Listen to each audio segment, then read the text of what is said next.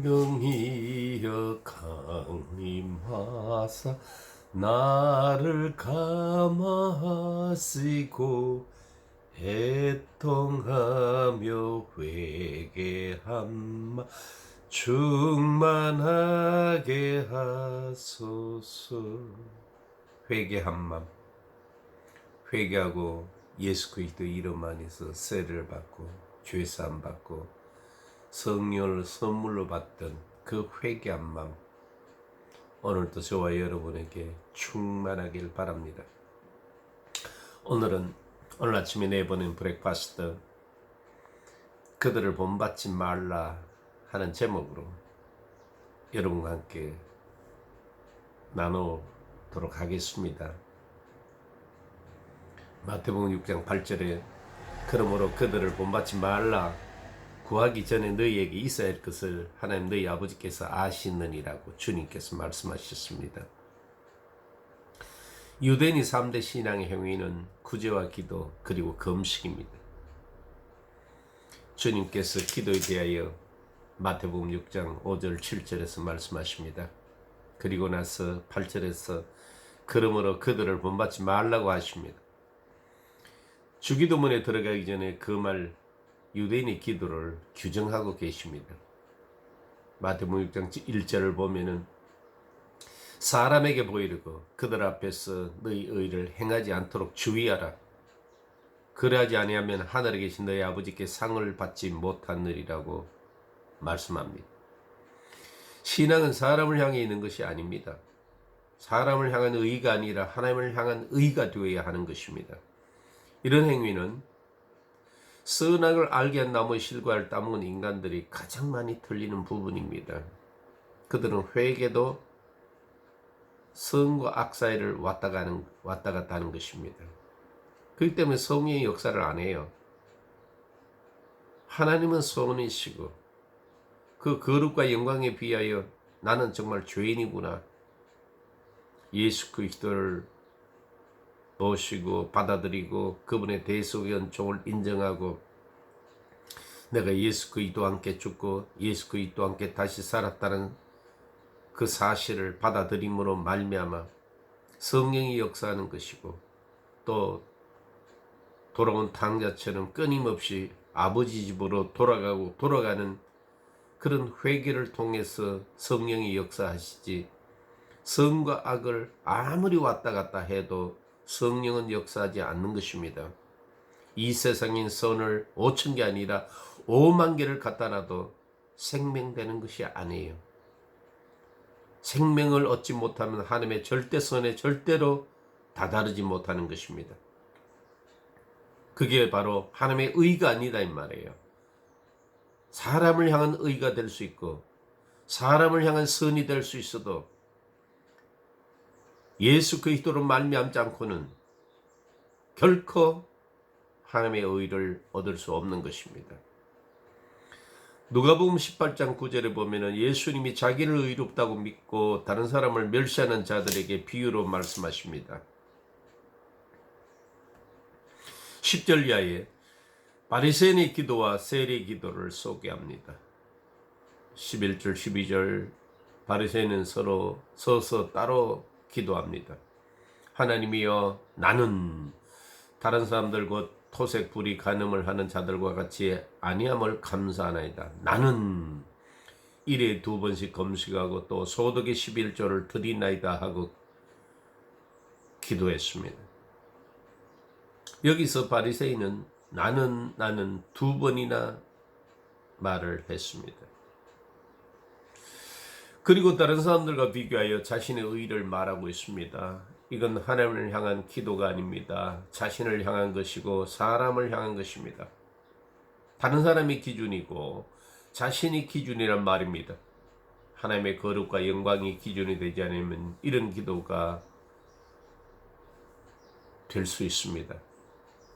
그러나 세리는 13절 14절에 세리는 멀리 서서 감히 눈을 들어 하늘을 쳐다보지도 못하고 다만 가슴을 치며 이르되 하나님이여 불쌍히 여기소서, 나는 죄인으로소이다 하였습니다. 세리의 기도는 하나님이 기준이므로 자신을 죄인으로 보았습니다. 그래서 주님으로부터 의로움을 받았습니다. 그래서 주님께서 말씀하십니다. 14절에 무릇 자기를 높이는 자는 낮아지고 자기를 낮추는 자는 높아지리라. 기준이 하나님이면 자신이 낮아질 수 있습니다. 그러나 기준이 자신이면 결코 낮아질 수가 없습니다. 엘리야를 한번 보십시오. 나만 남았거늘 하고 푸념하다가 하나님의 세미한 음성을 듣고는 그도 서로 얼굴을 가립니다. 민망한 거죠. 무안하고 부끄러운 것입니다. 하나님께서 엘리야에게 말씀하시기를 바알에게 무릎을 꿇지 않는 자 너 말고도 7천을 남겨두었다고 말씀하십니다. 열왕기상 19장입니다. 그러므로 자신의 의를, 자신의 행위를 자랑할 자는 이 상천하지에 아무도 없습니다. 여러분, 다니엘을 한번 보십시오. 그가 얼마나 의로운 사람입니까? 그러나 하나님의 거룩한 영광 앞에 그만 혼자라고 말았습니다. 그게 바로 하나님의 영광입니다. 다니엘서 10장 8절에서 9절입니다. 하나님은 모든 사람들의 기도를 다 들으십니다. 그러나 하나님을 기준으로 삼은 세리의 기도만 응답하셨습니다. 이와 같은 사람들에게 하나님은 의를 주시고 평강과 기쁨이 넘치게 하여 그 의를 따르도록 하시는 것입니다. 외식의 기도를 주의해야 됩니다. 이게 익숙해지면 안 되는 거예요. 대표 기도를 본다든지 아니면 공중 기도 가운데서 많은 사람들의 기도를 들어보면은 이미 외식이 세련돼서 자기가 외식하는 기도인 줄 모르는 사람들이 너무 많습니다. 조심해야 됩니다. 여러분 주의하십시오. 특히 지도자들이 짓기 쉬운 잘못입니다. 처음 시작할 때는 외식하는 기도를 하지 않다가 조금 나아가면은 기도로 거짓 위로를 하고 거짓 축복을 하는 경우가 많아집니다. 출애굽기 30장의 향은 반드시 하나님께 드려져야 합니다. 만약 백성이 그 향을 맡으면은 백성들 가운데서 끊어지고 맙니다. 이 향은 계시록 5장이나 8장에 보면은 금대접에 담긴 성도들의 기도라고 하지 않습니까? 그러므로 사람을 향한 기도가 되지 않도록 조심해야 됩니다. 사실 진정한 기도는 그 신앙의 행위는 보이고 기도는 보이지 말아야 되는 것입니다. 그 사람 기도 많이 한다는 소리를 들으면 이미 그 사람은 상을 받아버렸기 때문입니다. 다시 마태복음 6장 5절을 보면은 외식한 사람들은 사람들에게 보이는 기도를 좋아합니다. 그래서 진실로 그들은 이미 상을 받았다고 선언하십니다. 하나님과 전혀 상관이 없는 기도란 말입니다. 그런데 신실한 성도의 기도는 당장에는 생명과 평강으로 임하지만은 진짜 큰 기도는 계속 저축하도록 하시는 것입니다. 그래서 나중에 그 원금과 이자를 다 합쳐서 갚아주십니다. 6절에 너는 기도할 때 골방에 들어가 문을 닫고 은밀한 중에 계신 내 아버지께 기도하라. 골방은 사람들에게 보이려고 외식하는 자들의 기도에 대한 상대적인 표현입니다. 사람을 의식하지 않아도 좋을 곳, 사람의 영향을 받지 않는 곳의 상태가 바로 골방인 것입니다. 기도는 보안이 돼야 돼. 바로 하나님과 대화 중에는 통신 보안이 필요한 것입니다. 사실 하나님과 진정한 기도는 말로 표현할 수 없는 영적 느낌이에요. 그러므로 방언은 남에게 알리지 않는 내용이기도 하지만은 그리스도의 비밀을 귀신도 모르게 하는 기도이기도 하는 것입니다. 자신의 진정한 고백을 엄밀하게 올리면은 하나님은 엄밀하게 갚으십니다. 고린도서 4장 6절 그리스도의 얼굴에 있는 하나님의 영광을 아는 빛을 우리 마음에 비추셨다고 말씀합니다. 또한 요한복음 14장 21절은 우리가 하나님의 말씀을 듣고 진리의 성령이 우리 가운데 임하시면은 예수 그리스도는 하나님 아버지 안에 계시고 우리 또한 예수 그리스도 안에 있고 예수 그리스도는 우리 안에 계신다는 이 계명, 이 약속의 말씀을 마음으로 콕 지키면은 하나님께서 우리에게 사랑의 원료가 되시는 것이죠. 그리고 주님은 또 우리에게 자신을 드러내십니다. 그 결과는 바로 찬양이 터지는 것입니다. 우리 기도가 하나님께 드려지는 순간 찬양이 우리 입에서 터져 나옵니다. 모든 시편이 찬양으로 귀결이 되는 것은 그 기도가 응답되었다는 뜻입니다. 하나님의 상은 처음에는 빛으로 나타나고 그 다음에는 형상으로 우리 안에 알랄이 배어들게 됩니다. 그리고 우리 안에 자신의 형상으로 나타나십니다. 그리고 그 형상으로 말미암아 영광을 얻어서 영광에 이르게 하는 것이죠. 고린도서 3장 18절 말씀입니다. 그러므로 기도는 절대로 기분 전환이 아닙니다. 반드시 제대로 된 기도는 은밀하게 보시는 하나님의 갚으심이 있습니다. 마태복음 6장 7절 이방인같이 중언부언하지 말라. 주님께서 금지하십니다. 교회 안에서도 이방인들이 참 많습니다. 며칠 전에 어떤 분의 설교를 한번 들어봤는데 설교 참 잘하시더군요. 근데 그게 다 교회 자랑이고 자신들의 교회 자랑이에요. 또 자기들이 하는 사업에 대한 자랑이었습니다. 그리고 그 길을 계속 가리라는 선포요. 교인들의 동의를 결속하는 것이었습니다. 여러분들이 교회 안에 있는 이방인들인 그들의 기도를 한번 들어보십시오. 그들은 무조건 말을 많이 하여야 하나님이 들으신 줄을 압니다. 중언부언은 말을 많이 하는 것입니다. 귀찮게만 하면은 들어주실 것이란 이방인들의 사고방식입니다. 원통한 과부의 기도를 예를 들면서 하나님을 귀찮게만 하면은 되는 것처럼 기도가 되는 것처럼 말하는 사람들이 참 많습니다. 그래서 마태복음 6장 8절에 주님은 그러므로 그들을 본받지 말라고 말씀하십니다. 뭘 본받지 말라고요? 첫째, 외식하며 사람들에게 보이려고 하는 기도를 본받지 말라. 두 번째, 사람들에게 칭찬을 받아 상을 얻으려고 하는 기도를 본받지 말라. 세 번째, 말을 많이 하면 들으실 줄 아는 기도를 본받지 말라 하십니다.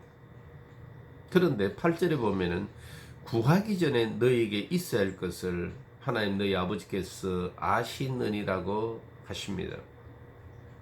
이미 창세전에 인간을 만들기 전에 인간 세상 전에 우리에게 꼭 있어야 할 그것을 하나님은 알고 계신다 이 말입니다.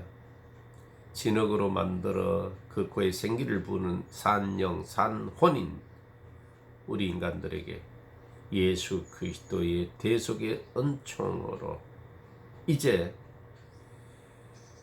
예수 그리스도를 붙잡고 그의 죽으심과 다시 사심에 합하여 세례를 받은 자들에게는 반드시 예수 그리스도가 오셔야만 되는 것입니다. 생명 주시는 영이신 예수 그리스도가 임하셔서 새 생명을 주셔야 된다 이 말입니다.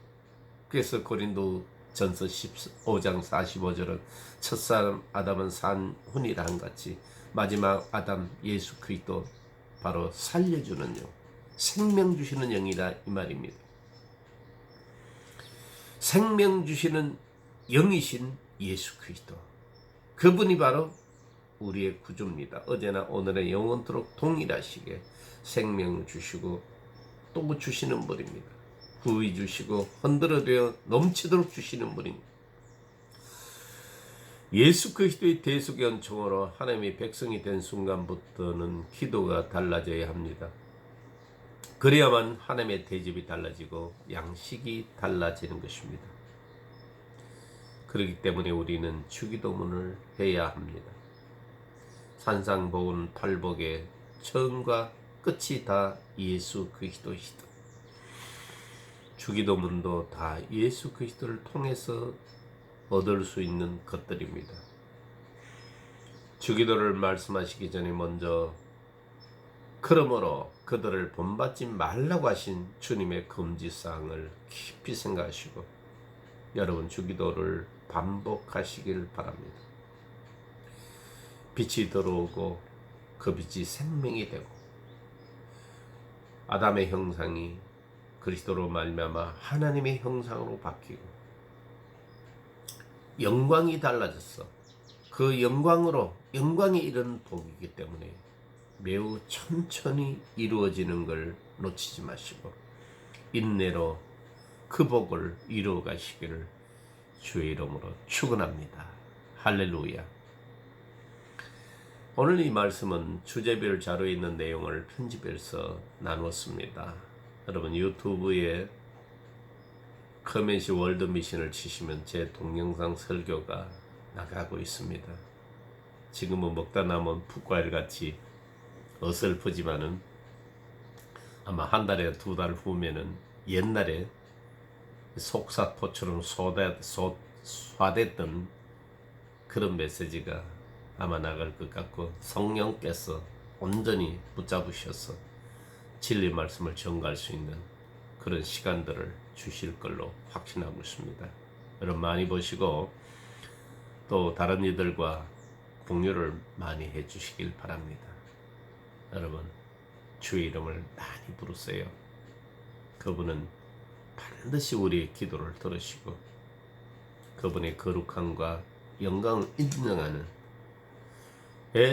애통하며 회개함마 충만하게 하소서고 주님을 쫓고 주님을 붙잡고 주님을 사모하는 자에게 반드시 생명을 주시고 반드시 그 형상과 영광을 새겨 주셔서 주님을 마음껏 찬양할 수 있는 아무도 없는 것처럼 찬양하고 기뻐 뛰며 길길이 뛰고 춤을 출 수 있는 그런 복을 주십니다.